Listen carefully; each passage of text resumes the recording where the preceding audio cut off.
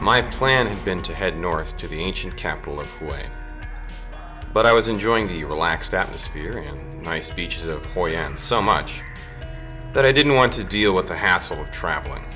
Besides, I would still cover a lot of ground on my way to India. However, after talking with a friend I would meet in India, it appeared I would have to make another change of plans. It looks like I may have some bad news. I've been getting ready in the past few days to head over to India, and I was going to meet up with my friend in West Bengal, and there was a town I was going to go to, and I was going to look for a job at some different schools. However, I wasn't able to get a hold of him for the past week or so, and finally he emailed me. Apparently the transportation workers have struck, and so they haven't been able to really transport anything in that area, and basically the economy is kind of ground to a halt. But anyways, what this means is that I won't have a place to go if and when I go to India. Well, I guess this isn't too big of a deal, but what this does mean is it could mean that I will be in Vietnam a little longer than I thought.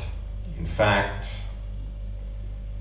it could mean that my short vacation to Vietnam may very well end up being a long-term stay.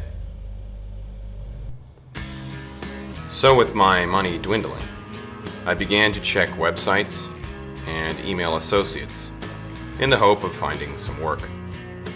Amazingly, someone offered me a job after a week of searching.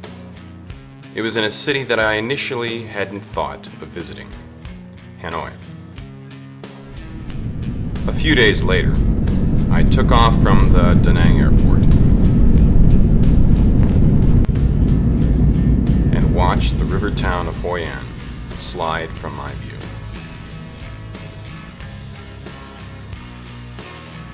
A little while later, I landed in Hanoi.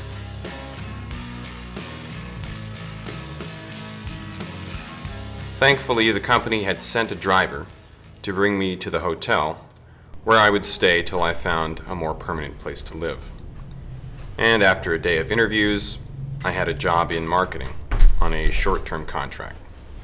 I guess those suits I got in Hoi An would come in handy after all. It was an intensive schedule. In the evening, I would come back to my hotel room after a 9-hour workday, doing this 6 or 7 days a week sometimes. My schedule didn't give me much time to see the city, but what I could see those first few weeks wasn't what I expected. It was March and surprisingly cold, usually about 48 degrees Fahrenheit. Additionally, it rained almost continuously. In fact, I don't remember seeing the sun for 3 weeks straight. The weather, the schedule, the hotel room, all began to wear on me. Finally, the company graciously found me a place to live. Well, hi folks. And I suppose you're wondering why I'm filming in a mirror today. That's because I've misplaced my tripod. And the reason for that is I was finally able to, after a full 2 weeks and some change, get out of the hotel and get moved into some proper permanent living quarters. So I still haven't unpacked, and show you around a little bit here. I'm upstairs of a shop in a nice hardwood floors, major touristy area of town in Hanoi. It's a little cramped. That's as wide as the building. The entire building is about 5 stories high, about 60 feet long, and about 8 feet wide. standard for most Vietnamese urban dwellings. And as you can see, I'm a little tight on space as far as storage space and that sort of stuff. But quite frankly, I'm just glad to be somewhere like, I don't know, what you could call home. Home enough for me. I would be the guest of a Vietnamese family, the beneficiary of their hospitality. Eventually, the weather became more mild, and I found the time to get familiar with my surroundings. I found some interesting places. A cafe overlooking the cathedral.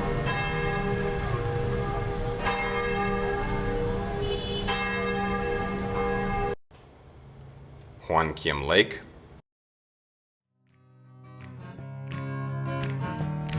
The old city and its wall. Uncle Ho's tomb. The night market.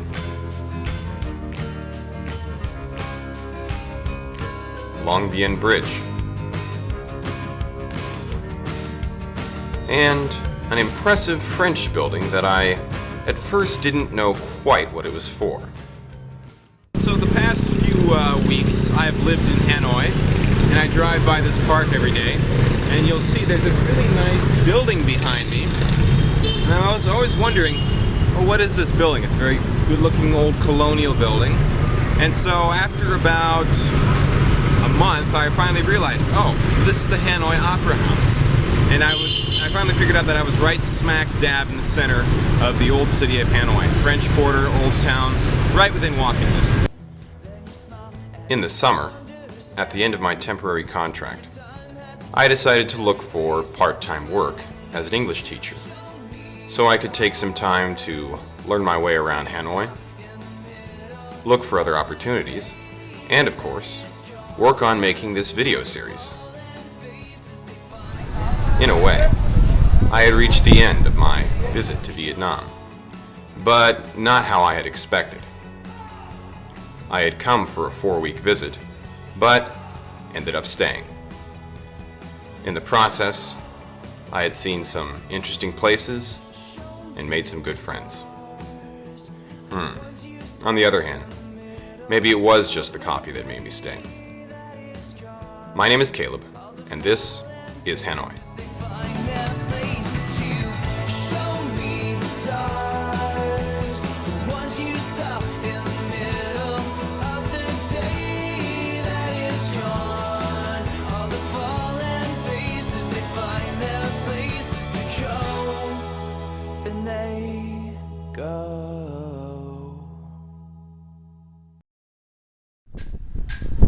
So we were coming here to relax at this lake, but all he wants to do is play with my cell phone and with the games on it. So looks like I'm going to sit around and he's going to play phone games.